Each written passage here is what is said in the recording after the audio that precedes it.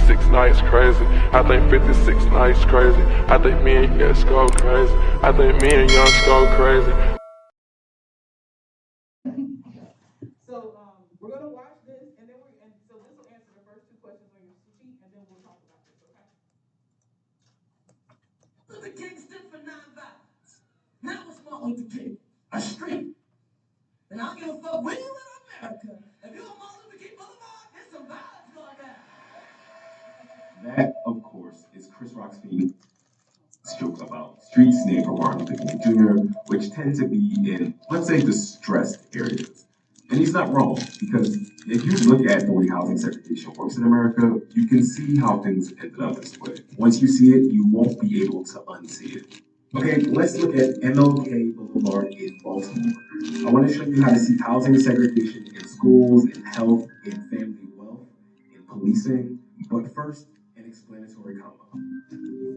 It's the 1930s in the wake of the Great Depression. FDR is president. He wants to bring economic relief to millions of Americans through a collection of federal programs and projects called the New Deal. One part of that New Deal was the National Housing Act of 1934, which introduced ideas like the 30-year mortgage and low fixed interest rates. So now you have all these lower income people who can afford homes. But how do you make sure they don't default on their new mortgages? Enter the Homeowners Loan Corporation. The HOLC created residential security maps. And these maps, they're where the term redlining comes from. Green meant best area, best people, aka businessmen. Blue meant good people, like white-collar families. Yellow meant a declining area with working-class families. And red meant detrimental influences, hazardous, like foreign-born people, low-class whites, and most significantly, Negroes. Again and again on these HOLC maps, one of the most consistent criteria for redline neighborhoods is the presence of Black and brown people. Let's be clear, studies show that people who lived in redlined areas were not necessarily more likely to default on their mortgages, but redlining made it difficult, if not impossible, to buy or refinance. So landlords abandon their properties, city services become unreliable, in most places crime increases, and property values drop. All of these conditions fester for 30 years as white people flee to the brand new suburbs popping up all over the country. Many of those suburbs institute rules called covenants that explicitly forbid selling homes to Black people. And all of this was perfectly legal. Now it's 1968, and MLK is assassinated. Good evening. The Reverend Dr. Martin Luther King, 39 apostle of nonviolence in the civil rights movement, has been shot. Martin Luther King was shot and was killed tonight. In the aftermath, Congress passes the Fair Housing Act of 1968. It's a policy meant to encourage equal housing opportunities regardless of race or religion or national origin, and it offers protections for future homeowners and renters. But it does little to fix the damage already done. Over the next 50 years, the Fair Housing Act is rarely enforced. So you can still see housing segregation and its effects in Baltimore and often along any MLK Boulevard in any U.S. city, like its effects on wealth. So home ownership is the major way Americans create wealth, right? Well, discrimination in housing is the major reason that Black families, up and down the income scale, have a tiny fraction of the family wealth that white families do, even white families with less education and lower incomes. For almost 30 years, 98% of FHA loans were handed out to white borrowers.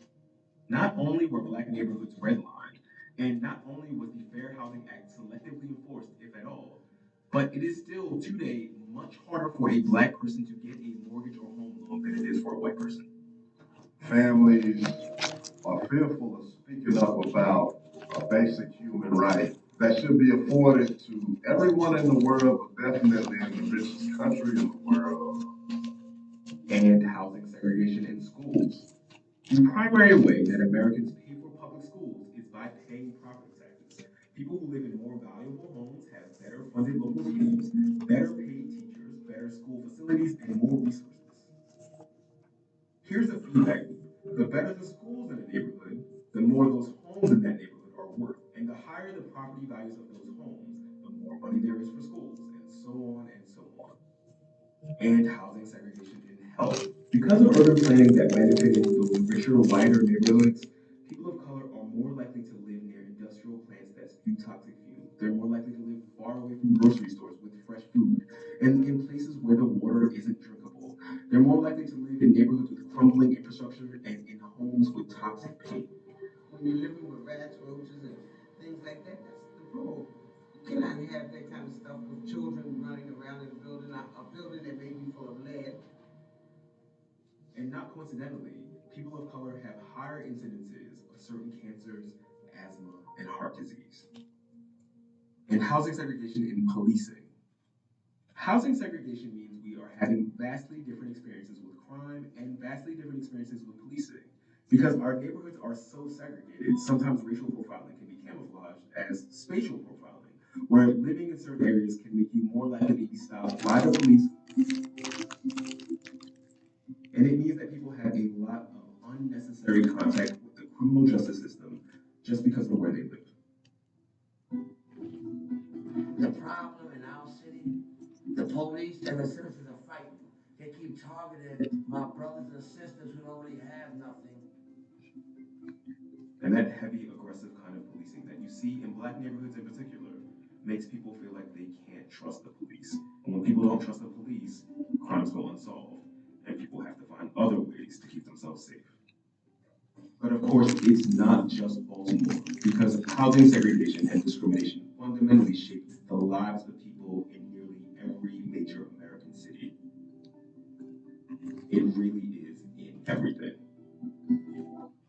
For example, no, yeah, Charlotte was in there too, and I think that was a massive girl. So I mean, it's everywhere. I mean, Winston-Salem especially is very bad. But let's talk about this. How many people in here, just by show of hands, you knew what redlining was before you walked in this classroom today? Okay. Also, I love when people already have information. Not to say it's not good to learn, but it's always nice to know that somebody is teaching this or you researched it. So really quick, let's talk about what is redlining? Now that we like kind of see this video, what's redlining? It's a form of institutional racism. It is. It's a form of institutional racism. Well, institutional discrimination based on racism. Because remember, discrimination is about denying people access to things because of their group membership. So this is about your race. So what social access are we denying people with redlining? What resources are they being denied? Housing. Oh, well, it's a lot more than housing, but we're just gonna start there. Generational wealth. Yeah. Hold it. Yeah, I was like, yes, you are absolutely right. So when we're talking about redlining, we know that they have lots of colors, but the neighborhoods that were decided to be redlined, who's living there? Who did they say? Black people. So black people. Yes. The black people point is important, but I also want to point out it's not just about being black. It's about people who have vulnerabilities in other ways. So when they say foreign-born, they're really talking about immigrants, refugees, asylum, generally first or second generation, and low class white. So they're talking about poor white people.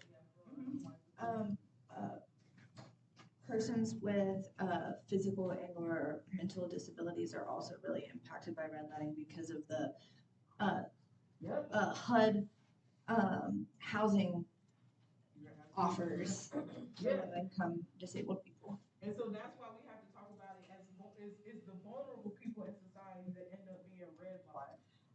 So while race is important, I did want to make a point of like kind of noting that as well. And who is responsible for these redline acts?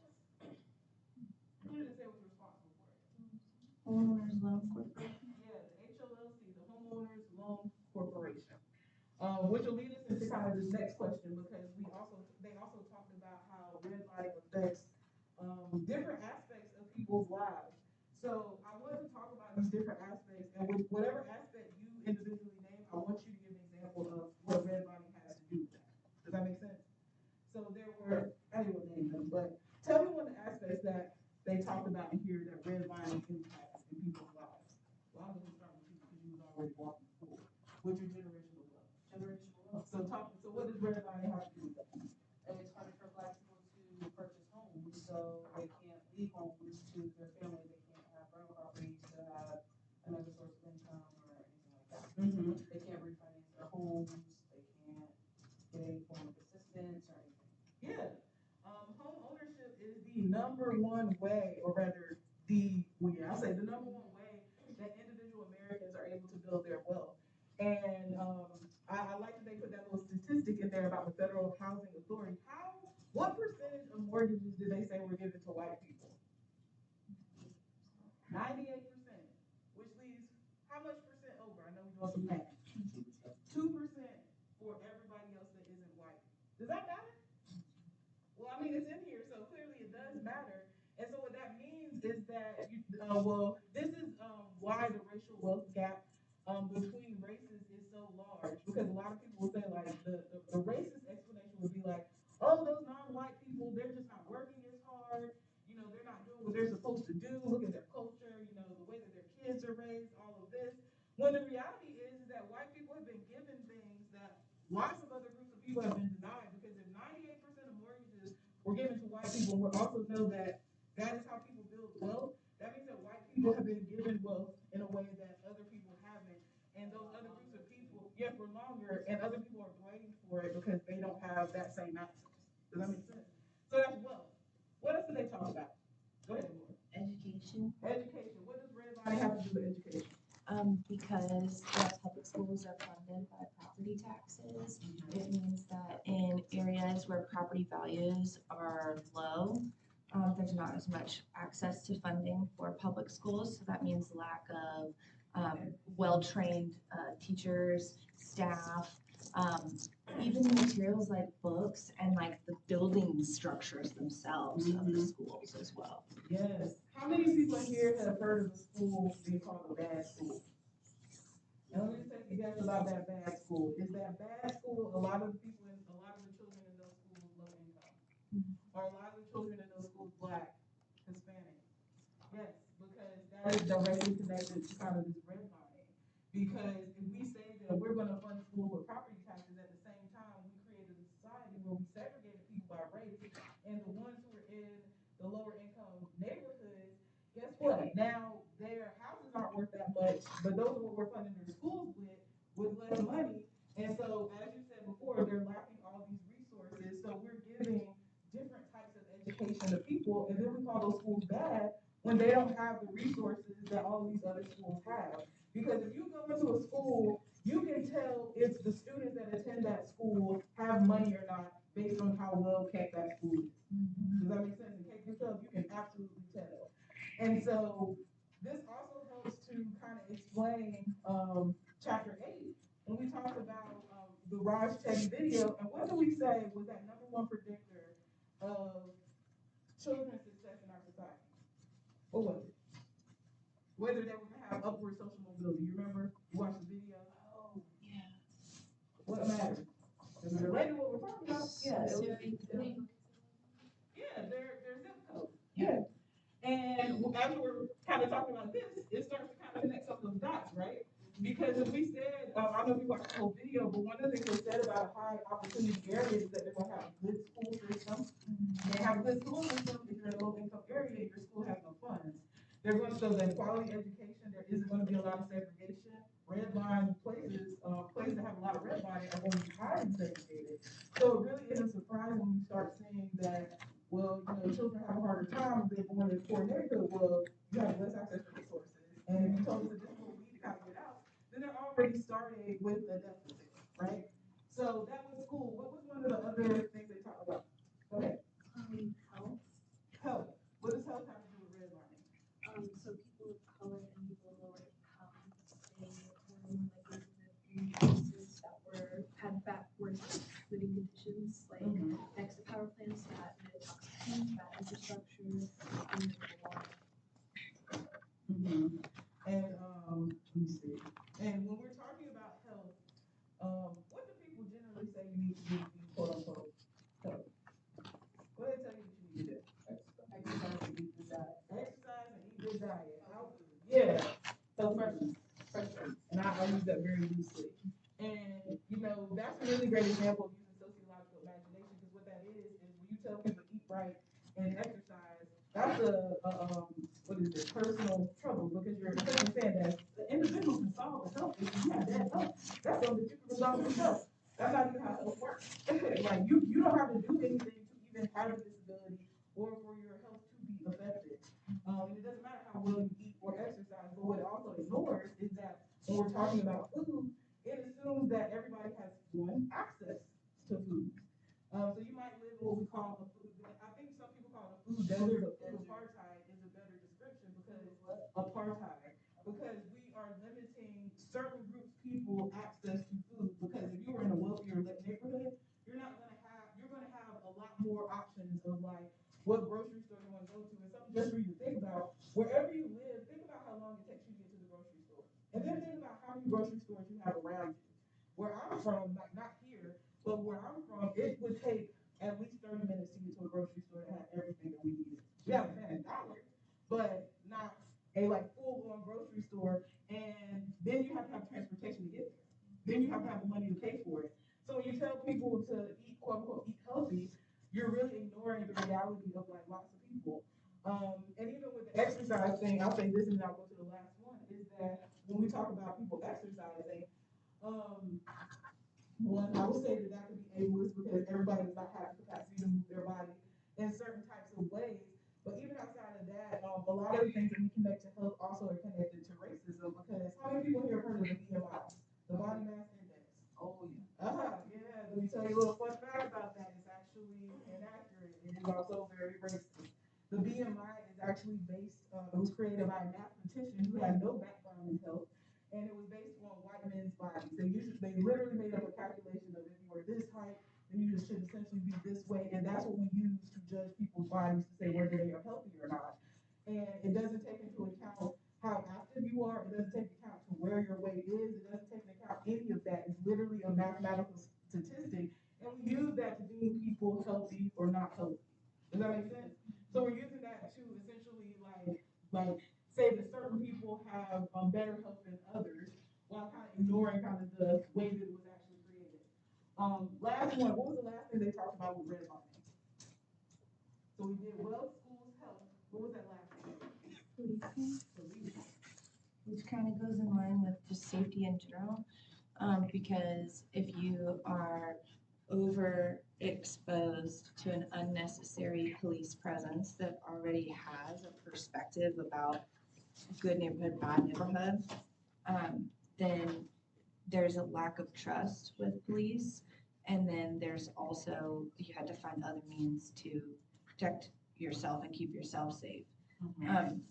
Which I think also kind of ties in a little bit to the safety thing, because a lot of lower income and redline neighborhoods also have poorer infrastructure, which means like even if you're trying to keep yourself safe, you might have 6 streetlights out on your block and it's dark, and that puts you at a greater risk of something bad happening, you know?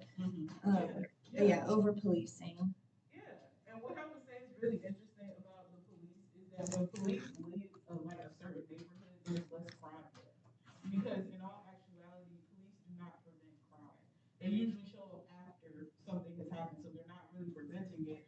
And there are not more crimes happening in poor neighborhoods than there are rich neighborhoods. I can guarantee you that. But they're not going into rich neighborhoods and policing those people the same way that they are poor. Because remember what I asked you, is stealing wrong? And lots of people started into shoplifting things. So nobody said anything really about wage theft, right? Because there's a difference in like how people are, kind of treated when we're talking about this particular thing. And this is the last thing I'll say about this, and now move forward. I didn't say this, I think, with the chapter on crime, but this is also a great point with policing kind of connected to race. When we study crime, one of the things that's understood, a very popular saying within the field of criminology, is that if the punishment for a crime is a fine, then it's only a law for poor people. Yeah. Does that make sense? Because if you can pay for whatever you have done, it's not punishment because you have money to pay for it. So when you see those sorts of things, so a great example would be Walmart right now is being sued because I don't know if y'all know this, but those little self-checkouts, They're trying to charge you. they're overcharging you. Whatever you waiting on the self-checkout, they're overcharged. They found out they were overcharging people for that, so they're stealing money from the customers. But if you steal from Walmart, you might get felony. Walmart just got fined. Does that make sense? So there's a difference in how that felony is going to affect your life, but that fine, Walmart just pay it, keep it moving, right? And continue to do it. And continue to do it. So, all right. So, all right. So next thing I want to talk about is white supremacy. which I actually very much enjoy talking about. So how many people in here, I know I keep asking this, but it's really so I know how much you know. How many people in here, before you walk in here, you have some familiarity with white supremacy? Yes. So tell me what you know about white supremacy, and then I'll tell you what I know about white supremacy. What is your understanding of white supremacy? Go ahead. That white people would think that they're better than other cultures, like superior, like history. Yeah. Anyone else want to add to that? Go ahead. It's basically a form of ethnocentrism that's like, it's like the only correct way via like social norms and cultural things and skin color, like that's the only correct way to be. So any other culture and any other skin color, that's inherently wrong and bad. Yeah, and all of these answers are essentially correct. So white supremacy is just a form of racism centered on the belief that white people are superior to all other racial backgrounds, and that white people should politically, economically, and socially dominate non-white people. Let's see. And when we talk about the concept of white nationalism, which is a little bit different, because white nationalism is a lot of what we have in the United States. It's born out of white supremacy, so it's advocating for kind of essentially a white nation. We don't want people that are not white within our nation. We'll talk a little bit more about this. So up here, I have what are known as the characteristics of white supremacy. These are things that you are going to see in white supremacist cultures. And I actually start with this one right here because if you remember when we did chapter 3, I gave you those lists of American values. Individualism was one of those values of American culture. I don't know if you saw that, but that's a white supremacist value. And individualism is essentially kind of saying that we don't value cooperation in our society. We value competition because there's only a certain amount of people that can get into school. There's only a certain amount of people in the class that should be getting A's. There's only a certain amount of people that should be in this position. And it's also talking about kind of that pulling yourself up by your bootstraps. So this idea that, these millionaires in our society, they're millionaires because they're self-made. There's nobody else that had anything else to do with that. They did it themselves. And it really kind of dismisses that a lot of non-white cultures are very community focused, are very collaborative. So it's not really just about me, myself, and what I'm doing for myself. But in a white supremacy culture, individualism is lifted up because the idea is that I did everything, and that's why this is the way that it is. We also have this idea of, this is a big one, the right to comfort. And the right to comfort essentially says that those who have power have a right to emotional and psychological comfort, meaning that example, that talking about white supremacy, and this is something that's like actually happening right now, but like even talking about white supremacy and it making white people uncomfortable is enough for us to not talk about it because it makes white people uncomfortable because they're in power. And that ignores the very real reality that even though white supremacy, hearing about it might make white people uncomfortable, it kills everybody else. Does that make sense?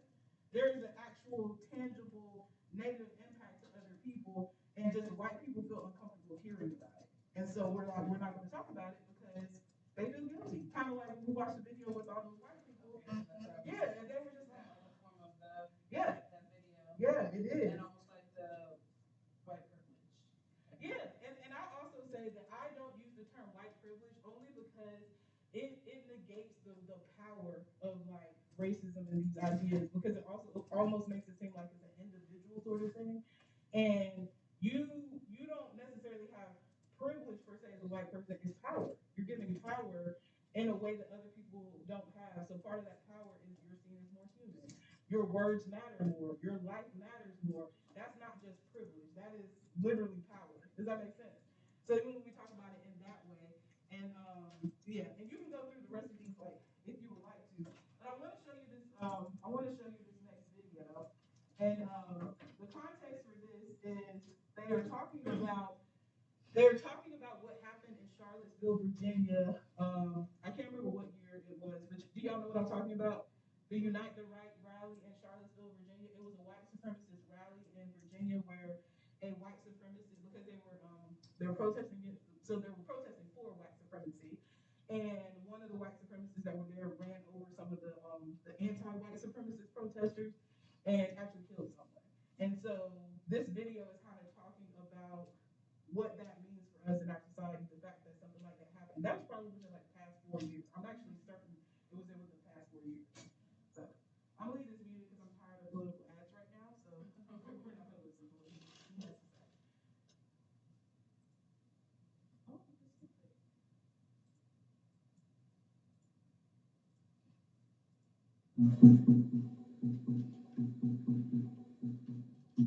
Wondering if you could sort of talk about the significance of how they presented themselves on that weekend in August 2017 and what that told us about their goals or the ambitions of the movement. The khakis and the polo shirts alone were really important and fascinating because they were obviously deliberate and coordinated, and it was a deliberate effort to appear unthreatening and to appear to unsettle and to divorce people's understandings of what a threatening racist white supremacist person looks like from somebody who could be on a golf course or something. And they weren't masked, right? They're not wearing these skull masks or wearing something that looks super threatening or scary. They're just out and about and very clean cut appearance, not heavily tattooed, not looking like they're going to come in for a fight, even though the ideas were really violent and despicable that they're expressing. So there's that disconnection between the way that people see it and the way that they read it.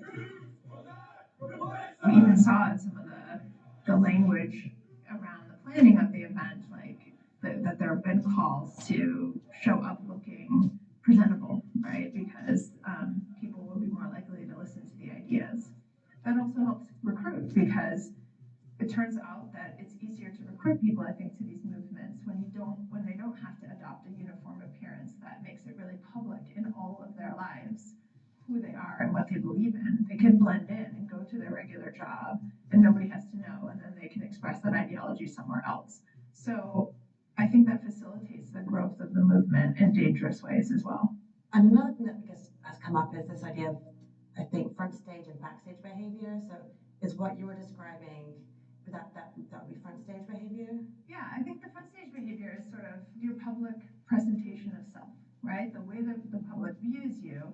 And the backstage behavior is the ideology or the beliefs that you might hold. And what used to be the case in the white supremacist movement is that there was much less of a gap between the front stage and the backstage. I mean, of course, we've had the Ku Klux Klan with the hoods, right? So you're still hiding. But then for all of the 80s and the 90s, I would say, in the racist skinhead scene and the white supremacist scene, across Europe, Eastern Europe, Russia, and then across North America, what you really had was pretty visible manifestations of who people were. So it was a subculture in and of itself. It was a shaved head, a bomber jacket, the combat boots, the tattoos, the use of really obvious symbols like the swastika, right? I mean, you'd have these really obvious hate symbols. And I think what we've seen is a divorcing of that front stage from the backstage so that the appearance looks like anybody else. It's much more mainstream and blends in, while the backstage or the kind of behind the scenes ideology has been just as virulent, even if sometimes more coded.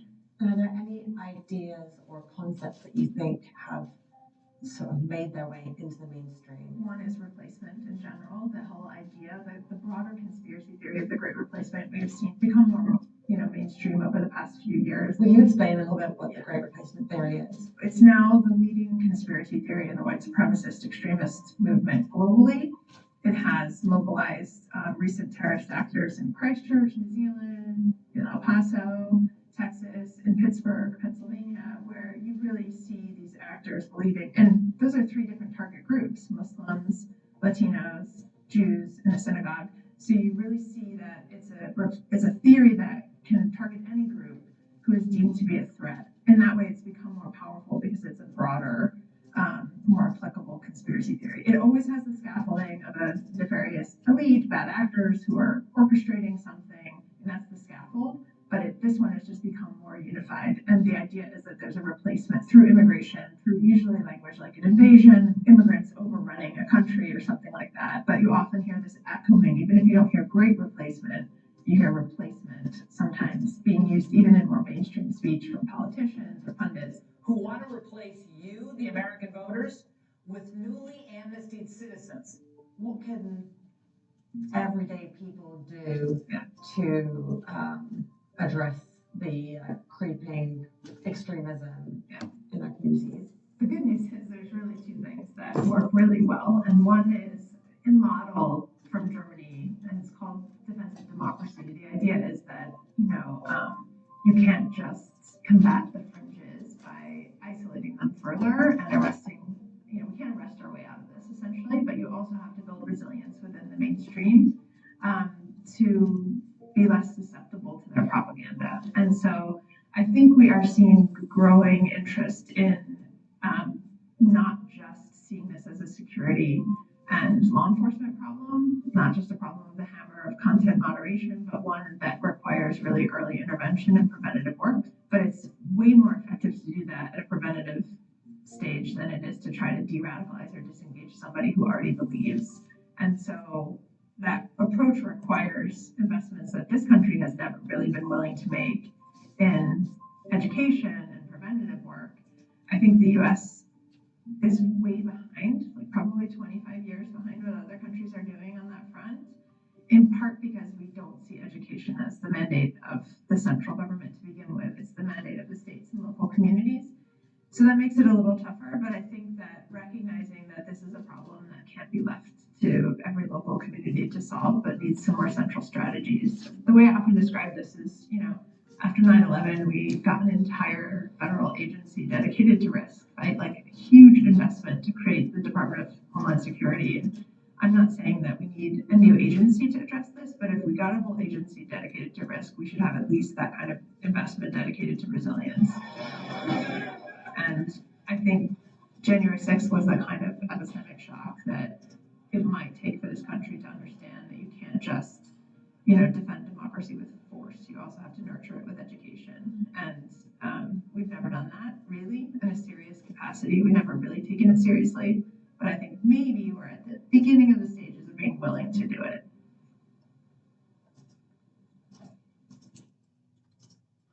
All right. So let's talk a little bit. I want to make sure I show what did she say about the way that the people at the white supremacists at Charlottesville presented themselves? How is that different from how white supremacists have been presenting themselves over time? They were proper. They very concentrated on African. What was their outfit? What did they say they were wearing? Polo shirt and khaki pants. Polos and khakis to make them seem like they were not a threat. They walked on a golf course or walked into work with no issue and completely non-aggressive, and even though their message was aggressive. Mm-hmm.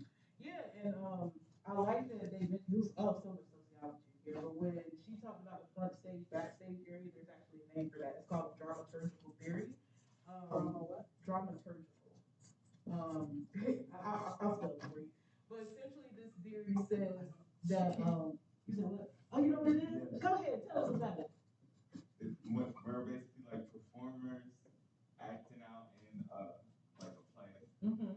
Yeah. So the front stage is who you're presenting yourself to be, but your backstage is who you actually are. Mm-hmm. Right. And so this is kind of what she's saying is that front stage, backstage for white supremacists now is like very much closing because you have hoods where you're covered up. Skinheads where you have a particular look, but now is you want to blend in to society, even though the ideologies haven't really changed, right? What about the Great Replacement theory? What did they say about the Great Replacement theory? That even mainstream media is trying to convince America that we're going to be replaced. Mm-hmm. All of American citizens are going to be replaced. Yeah, go ahead. It's kind of like the whole word vomit that happens on like Fox News when they're like, oh, like the people coming across the border, they're here for your jobs, they're gonna steal your livelihood, like they're gonna take away your American dream, like. And when they say American dream, who are they talking about? Rich white people. They're talking about white people. Yeah. And so this great replacement theory is essentially kind of born out of this idea. Where this really stems from is white people are going to be a racial minority probably within the next 10 to 20 years, maybe even a little less than that. And the fear is that when they become a marginalized group, they're going to be treated the way marginalized how groups are treated in our society, which is the real fear. And that's really where this idea is essentially kind of born out of. And so even when we're talking about what they talk about education being one of the ways to kind of combat this, which is so interesting because I don't know how much you keep up with what's like actually happening in society, but there's a very strong concerted effort to keep conversations about systematic racism, about white supremacy, yes, out of schools. Remember we talked about the censorship. When I showed you those books that were being censored, LGBTQIA issues or books about LGBTQIA perspectives is number one on that list. But if you recall, the second one was books that are written about non-white people. And that really stems from this idea of, again, denying people access to these perspectives of people that are not white. Because we didn't say that the books that are being banned are not really the ones by white people or that promote white perspectives. It's the ones from other groups of people, which again is an example of that white supremacy. They also talked about how with education being one of those tools to kind of combat this, the thing is you have to kind of start it early because this is really a conversation about socialization. And I don't think I showed you this video, but if you have time, I would highly recommend you go back through this presentation and look at the video about children that I didn't show you. Because if you look at that video, it's a qualitative study, and what they say is that by the time children are 10 years old, their worldview about race is pretty much already set, which means that you have to start teaching your children about race early because the status quo of our society is white supremacy. It's not neutral, it is white supremacy because it says that the racial hierarchy is pretty much normal. And white supremacy isn't even really supposed to be talked about because the idea that is to be white is to be normal. So you don't really have to say white American. American means white. But if you're another race in America, you have to say, well, that's an Asian American person. That's a Black American person. That's a Hispanic American. But we don't necessarily have to name white people as Americans because that's an understanding that they are Americans. Does that make sense? All right. So I'm gonna show this last one. And this is the last video that we're gonna watch today. I'm gonna show this last one because I think that this will do a really good job of not necessarily just tying up, but connecting a lot of what we've been talking about, and kind of prime us for our last chapter that we're gonna cover. But we're not gonna watch this whole thing.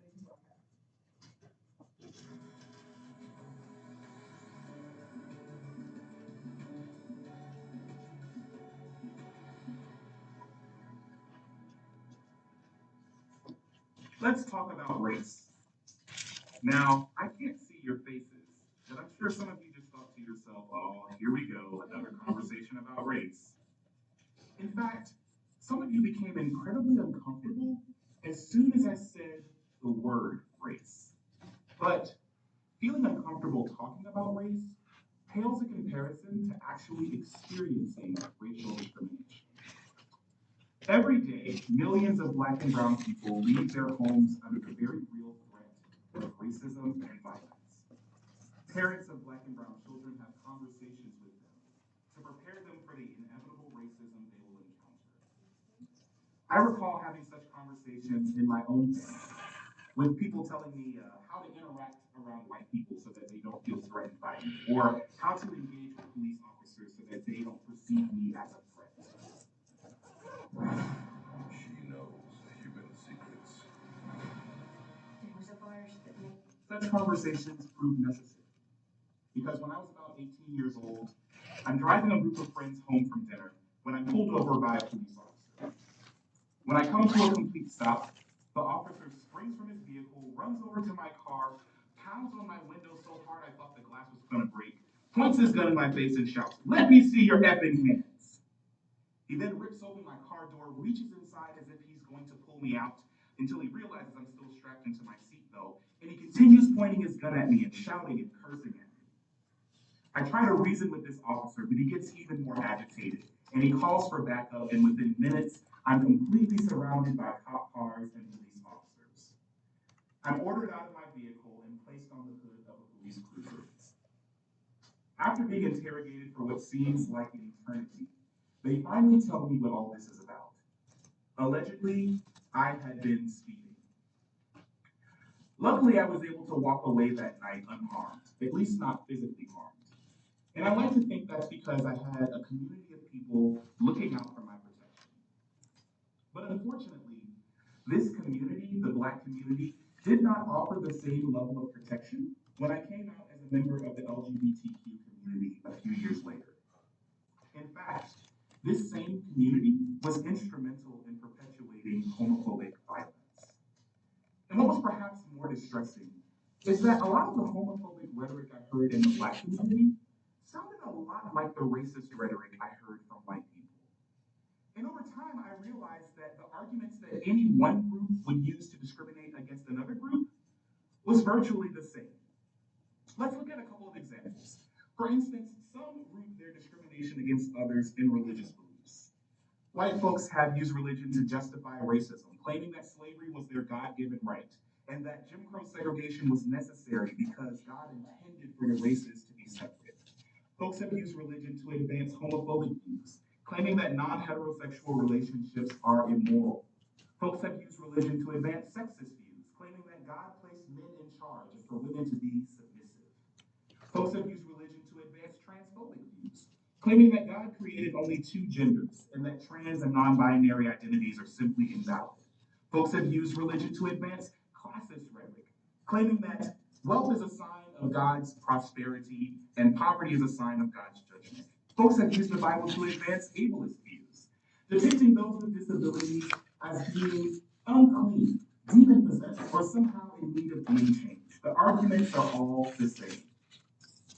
In addition to religion, some folks root their discrimination of others in beliefs about nature or biology, claiming that some people, such as white people and cisgender men, are just naturally superior, whereas others like the LGBTQ community and individuals with disabilities are unnatural or abnormal.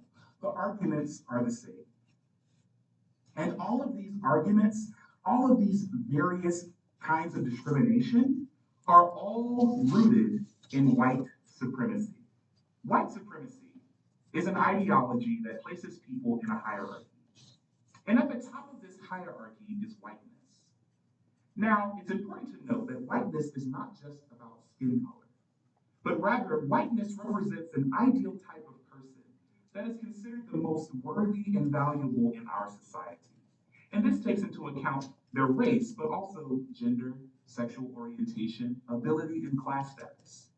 And so in our society, the most valued person is white, cisgender, heterosexual, male, able-bodied, and wealthy. And any individual who does not fit this ideal type falls somewhere else in this hierarchy.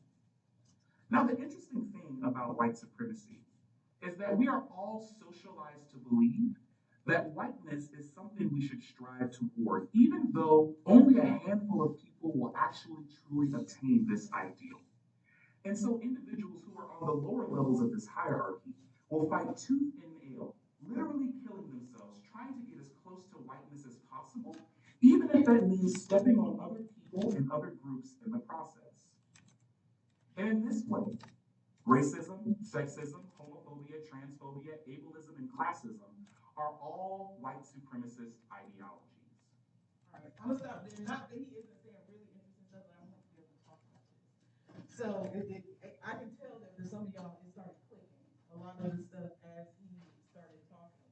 And so, throughout the semester, we've been building that list, every class where I'm like, oh, what are these social activities? Who sits in the top? Da, da, da, da. And now we see that there is a connection between all of those things, right?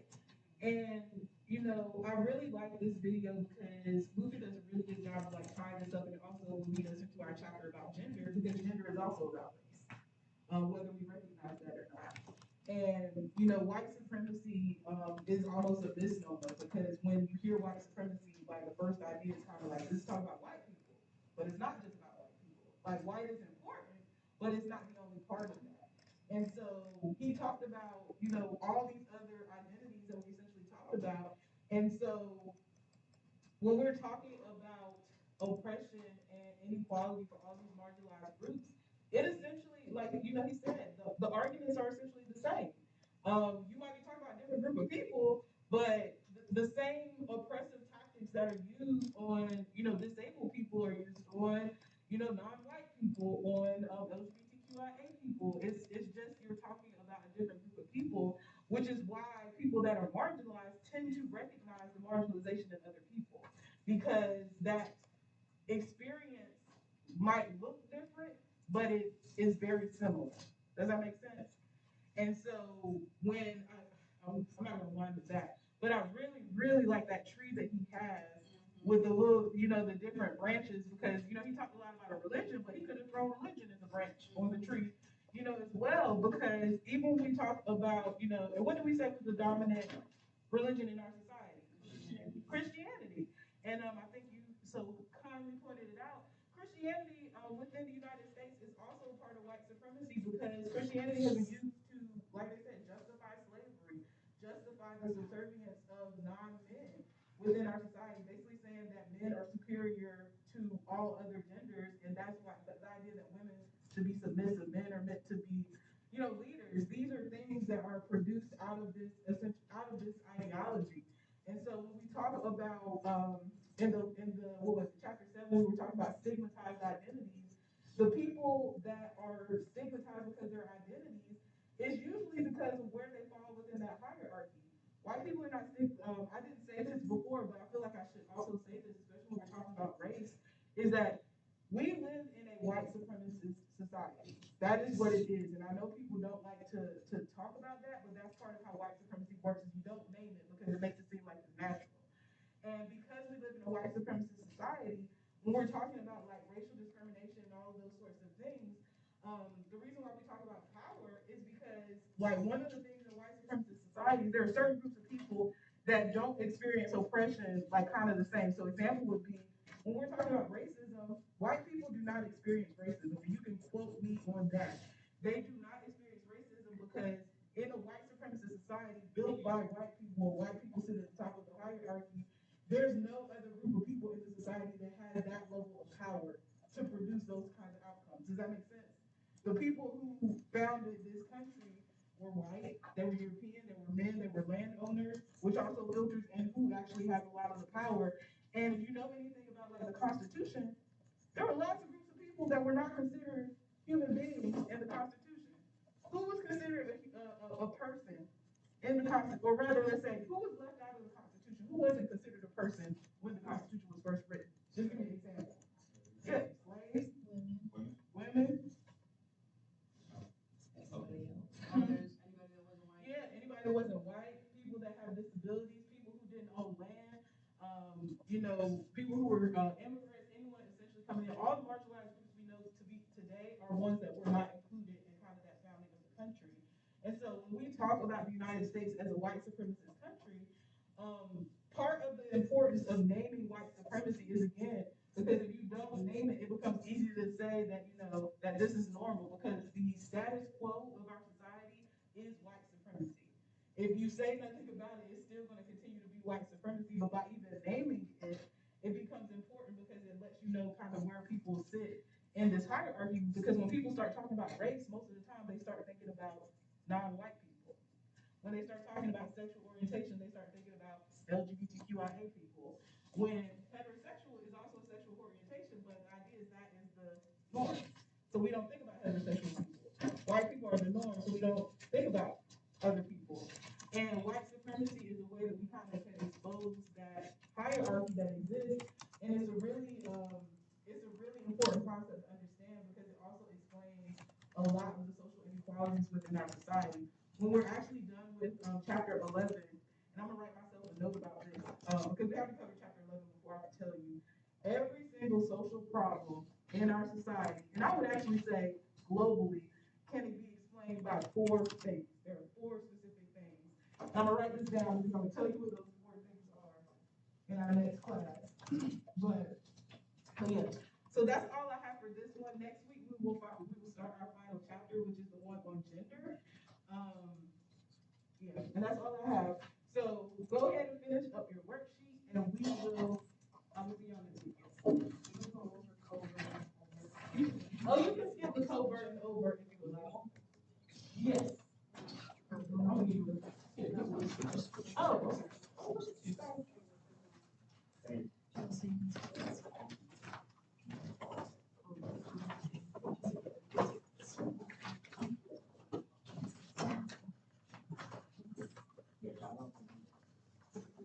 Did you not have worksheet?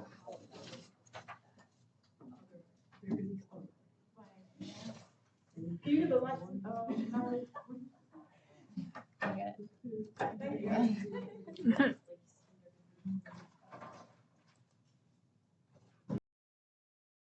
Not at an individual level, that is at an institutional level, because that is the government essentially making this possible to happen. Does that make sense? So, this leads us into our first video. So, I realize I didn't read between the lines, oh, and I ain't blind, had to open up my eyes to see it all.